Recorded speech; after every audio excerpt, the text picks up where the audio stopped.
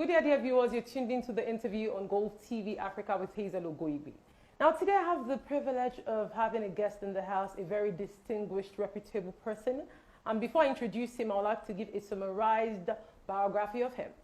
Now, Stephen Banji Akintoye, also known as S. Banji Akintoye, was born in 1935, a Nigerian-born academician, a historian, and a writer. Now, he attended Christ School, Ado-Ekiti, Nigeria from 1951 to 1955 and studied history at the University College, Overseas College of the University of London.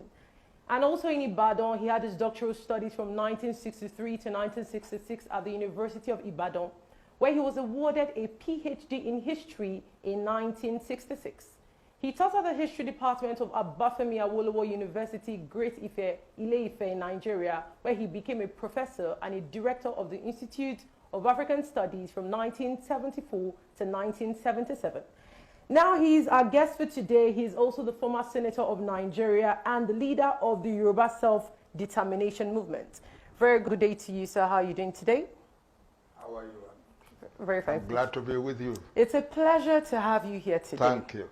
All right. Now, so let's get straight to business. Now, a couple of days, the Independent National Electoral Commission of Nigeria warned that the 2023 general elections, which is just a month away, faces serious threats of cancellations, and this is considering the waves of insecurity that has bedeviled Nigeria.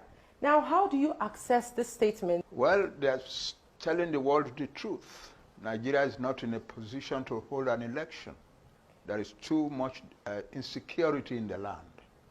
People are being killed every day in all parts of the country. Thousands of people perished by the day. The situation is not one in which you say you want to hold an election. The answer really to Nigeria is not an election now. It's a responsible, carefully handled interrelationships among the leaderships of the various nationalities of the country so that we can decide where we want to go. And where we Yoruba, the largest ethnic group, the largest nationality in the country, want to go is to exit Nigeria, to leave Nigeria and start a country of our own. Sometime in January, on the 9th of January to be precise, 2023, one of the Yoruba activists was killed by the police on Monday, the 9th of January, during a rally organized by the Yoruba Self-Determination Movement. Now, can you throw more light on what actually happened? Well, the right to rally at all is the right of every human being in the world.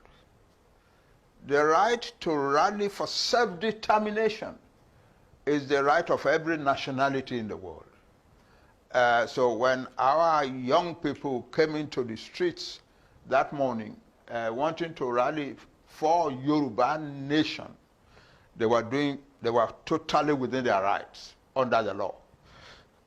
But Nigeria is what Nigeria is. It's a land of savagery, of brutality and barbarism.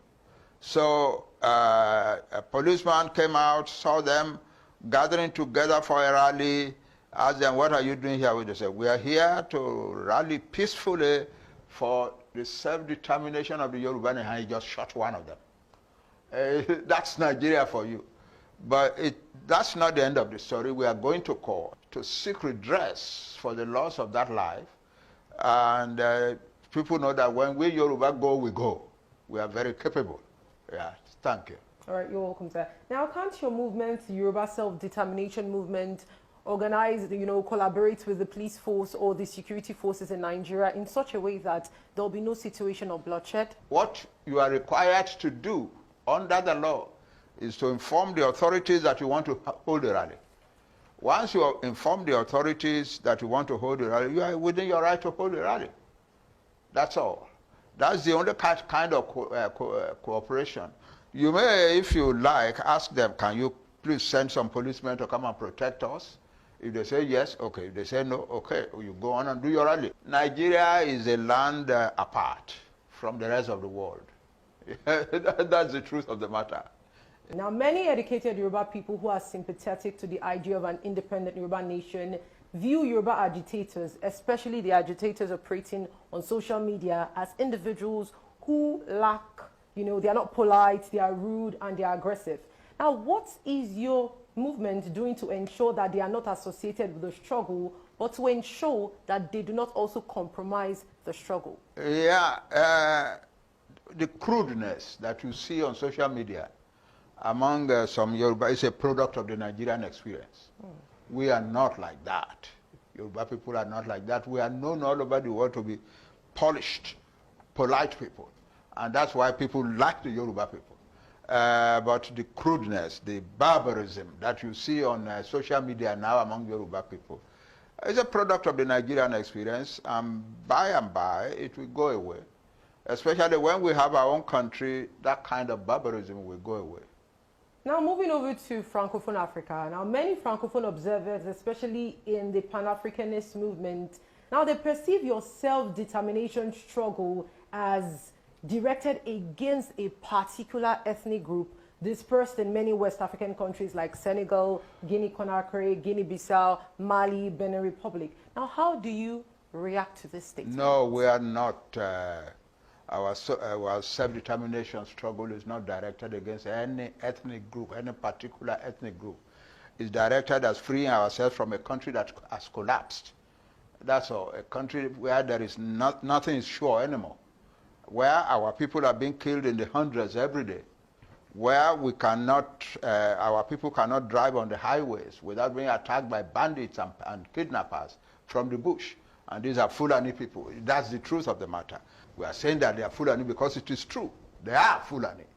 And they make the noise that they are coming to conquer all the non-Fulani peoples of Nigeria, subjugate us, wipe out those who will not surrender to them, and take our land. The Fulani have never had a homeland anywhere in the world. Anywhere in the world. They migrated into Africa, into West Africa, through the Maghreb, and they accumulated mostly in the area of the Futajalon Hills, and they have been migrating westward since then, eastward since then, and they finally reached what is now northwestern Nigeria in the late 18th century. And unfortunately for us, black people, our largest nation in what is now northwestern Nigeria, accommodated them in a way that gave them control over the lives of the homeland. And so now what they want to do is to repeat that, to replicate that all over Nigeria. And they have been planning and really doing everything in that direction. For instance, indoctrinating their people, telling their people, Allah has given us all of Nigeria. Allah has asked us to go and conquer and subjugate all of Nigeria. And so we are going to do it. And they have been doing everything in that direction. Arming their herdsmen. And the president of Nigeria himself, who is a Fulani, made a public announcement to the world. Actually, he made it not on the soil of Nigeria, he made it in another country, to say that anybody from Africa can come to Nigeria without any travel documents whatsoever. And that was a coded message to the Fulani to start coming. Now let's now go down the history lane. Some of your critics claim that in 1983 you betrayed Wallo's UPN party when you defected to the MPN party with Omobori Owo. Please, can you clarify what happened? It is one of these primitive lies that people tell on social media. They don't know the truth, or they won't learn the truth because it's there. The newspapers are there. If you want to say a thing like that, you go and check up. In 1979, we elected our old man, a father to all of us, Chief Hajashin, and asked him to be governor. And a young man, one of us, of our age, a little older than myself, stepped forward to offer to be his deputy governor. And the old man accepted him. It was lovely, no problem at all. Then within 2 years, they were, the young man had organized a crowd of young people, and they were sniping at the old man and making life impossible for him. I was in the Nigerian Senate in Lagos. And we who were in the Nigerian Senate in Lagos held a meeting. What is this happening in our Ondo state? And I was asked to go and find out. I went home, I held meetings all over the place and so on. I went to the House of Assembly. They accepted me and listened to me respectfully. And I said, this is a negation of the unity, the family atmosphere that we UPN are creating. Why is Ondo State now breaking up? Now, they were angry. They don't want Ajashi anymore. So I discovered that what they really wanted was to put a young man in the young man in a position of governor, so that Ondo State too can begin to be part of the corrupt leading states of Nigeria, so that they too can begin to share money. It was happening all over Nigeria. State governments were breaking up as a result of fighting over money. In Bendel State, I was the secretary of the committee that went to organize a settlement between the governor and the House of Assembly. The committee was led by Mrs. Odinamadu, vice president of the UPN. And I, as Assistant National Secretary, went as the secretary to that committee. So I knew what was happening. I knew that that's what they were doing. Ajashin would not touch public money. No way. In fact, this security vote that people are now talking about came in at that time. And Ajashin said, we call this security money, or you don't call it security money, it is still public money. Therefore, we cannot share it. And they didn't like that. They didn't like that at all. That's why they were fighting him. So we tried to settle the trouble. It won't go away. So finally we invited our father, the leader of our party, Chief Obafemi Awolowo, to come in. He came in, held a meeting for 2 days with us. It was not going to go away. People were even lying that Omoborowo is the favorite of Chief Awolowo, and so on and so forth. And I had some meetings. And a lot of the prominent citizens thought, well, the answer is another candidate who will show Omoborowo that he doesn't have the monopoly of youth. So another young man who is a little younger than Omoborowo himself, but who is sane, who is loyal to the party, loyal to Ondo State, and so on. So I protested. I wasn't ready for an election and so on. Finally, they asked me to come in. I came in. And they were making a noise that the Ekiti people have all 100% decided that Omoborowo will be their next governor. So I went in there. Ekiti belongs to me too. So I went there, and within a few days, actually, pushed them out of a number of Ekiti towns, you know, and so on. And it got so bad that they organized the killing of people in Ekiti. I was in Lagos. Chief Ajashin phoned me, Banji, they are killing people in your town. So I rushed back to Akure. It was a terrible day. And went to see Chief Ajashin, and he said, okay, let us go to Ado-Ekiti together. And we went to Ado-Ekiti together. And we went to see the families where Omoborowo's people had killed people. And it was terrible. At that point, I thought, well, maybe since it has come this far, Baba, what should I do? Baba said, stick in there, because you are the one person making it impossible for them to roll over Ekiti. So I stood in there, and the nomination came, and Chief Ajashin won. And within an hour, I was on television in Akure announcing that the nomination exercise is over, Chief Ajashin has won, and I and those who support me are supporting him. Within 1 hour. If it wasn't even 1 hour, I just left the place where the nomination thing was read. I was staying in Professor Aluko's house, and my crowd was already there. And I just said to them, listen, we are going to make a statement now. They said, we approve. So I went in, changed my clothes, and got the television people to come and record. We are supporting the winner of the nomination. That is Chief Ajashin. and the Omoborowo people got very mad at me and so on. And then we went on. The truth of the matter is that in a free and fair election in Ondo State, none of us could beat Ajashin. He was too prestigious for that. He was too well known, too well loved. Everybody knew he was not a corrupt person. So he won easily. But before he won, Omoborowo decided that he could win. Before election came, he decided that he could win. That the crowd of young people he had gathered could make him win. And how could he do it? He couldn't. He had been thrown out. He had been thrown out of the nomination in the UPN. He would go to the other party. He would go to the other party. When we heard it, many of us went to counsel him. Don't do that. You're walking the path of total destruction. You have lost. I made a public statement. My brother, listen to me. You have lost a battle. This is not the war. The war is your total life in the politics of this area. And he wouldn't listen. And so he went and joined the NPN. And of course, we walked against him and he lost grandly.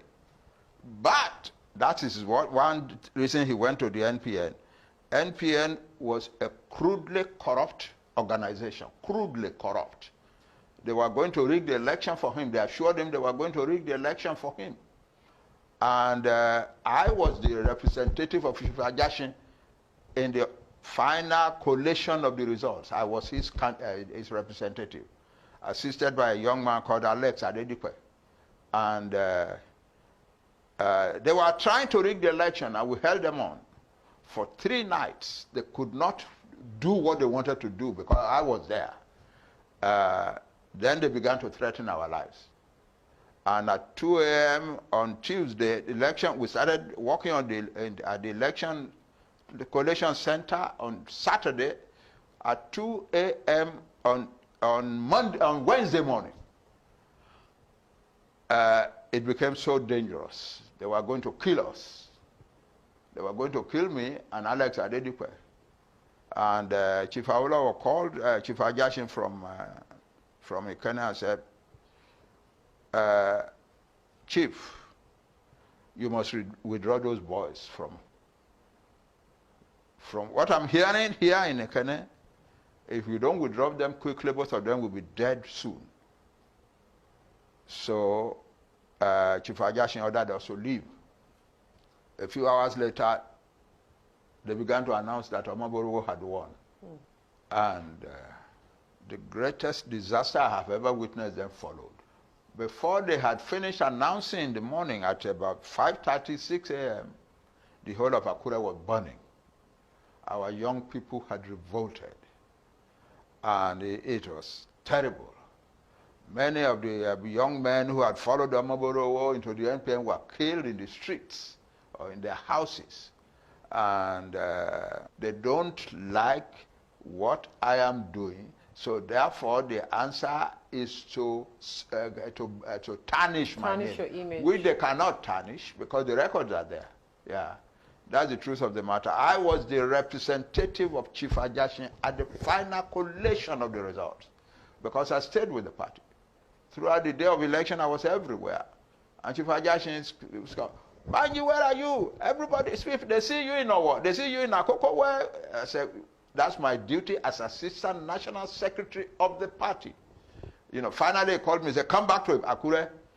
Send somebody to come and get me to come to Akure. And he said, you are going to represent our party you are going to represent me and our party in the final collation of the results. And I said, okay, sir. And I did it. And I was at the Federal Electoral Commission office for 3 nights, working for Chief Ajashin and the party. And now some ignorant kid says, Akintoye, and so on. No. I couldn't make any friends with Omoborowo to the end of his life. I couldn't. He was too bitter. I wasn't bitter. I did what I thought was right for our people. But he was bitter. And so that's it. Okay, so let's talk about your new book, The Fulani Factor in Nigeria's Decay. So to some, this book is deemed controversial. Now, in this book, there was a statement you made that the Fulani people are living in fear. So what does that mean in the context They're of the book? living in fear because they've made themselves backward. They didn't have to be backward. When education came through the missionaries and the British, everybody could avail of it.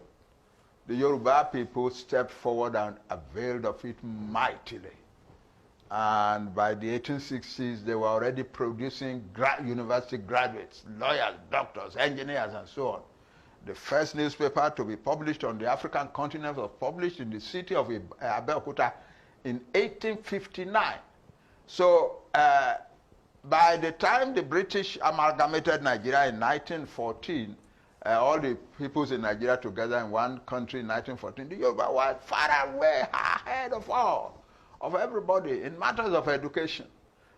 As I said, the Yoruba people were already producing university graduates by the 1860s. But there were many parts of Nigeria which did not see schools, elementary schools, until the 1920s. So that's the situation. The Fulani could have availed themselves of that, but they didn't want it. They didn't want it. Even when Chief Awolowo died in 1987, one of the highest Fulani men, political leaders at the time, made a very interesting statement. He said, well, I condole the Yoruba people for the loss of their leader.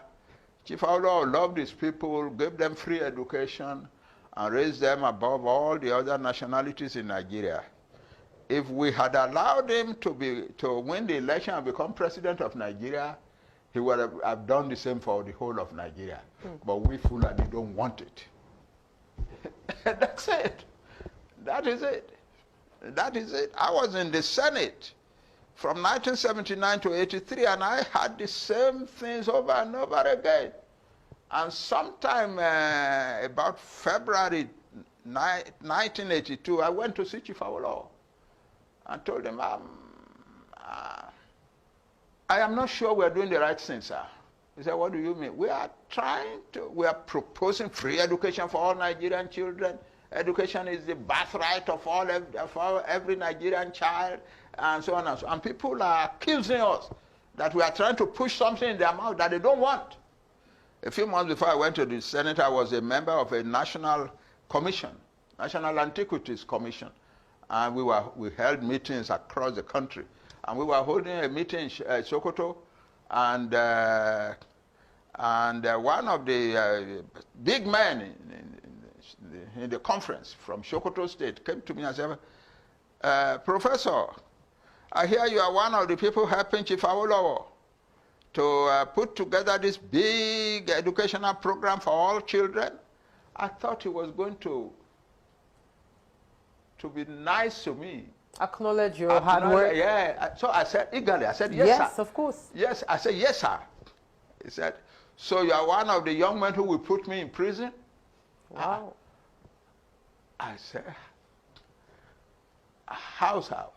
How has prison come into it? Because I hear that you and your Awolowo are proposing that anybody who doesn't put their children in school will be arrested by the police and in prison. So I said, sir, whoever told you a thing like that? Why do you say, listen, the thing is, you Yoruba, you are arrogant. You think that what you want is what everybody should want.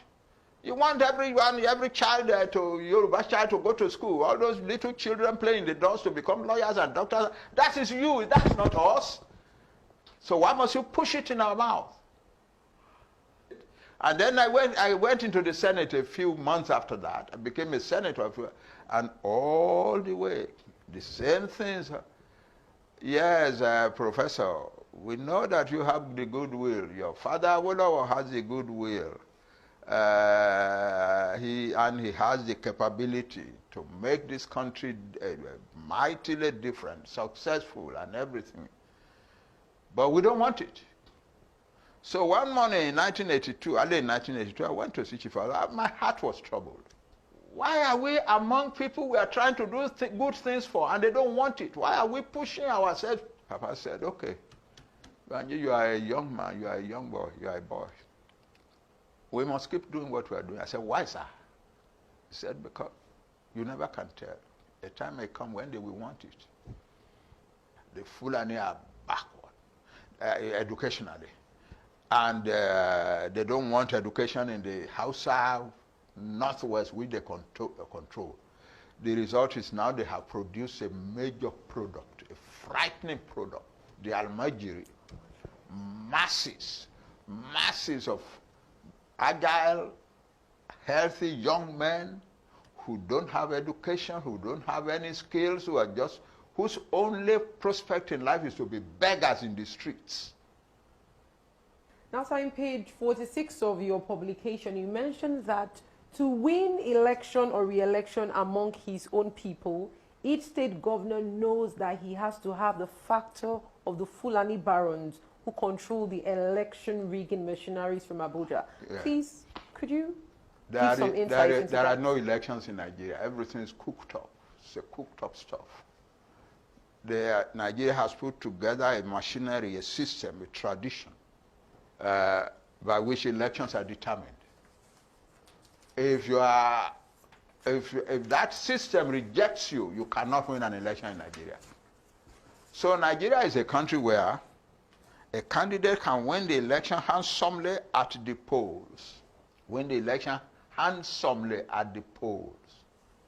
and lose the election later in the evening in the office of the Electoral Commission. That's Nigeria. Very true. Yeah. That's the reality. Thank you so much, Professor Banji Akintoye. It's been a privilege having this intellectual conversation with you. Thank you. Thank you very much. All right. Thank you, dear viewers, for tuning into Gold TV Africa. Here we conclude the interview with Professor Adebanji Akintoye. Enjoy the rest of your day.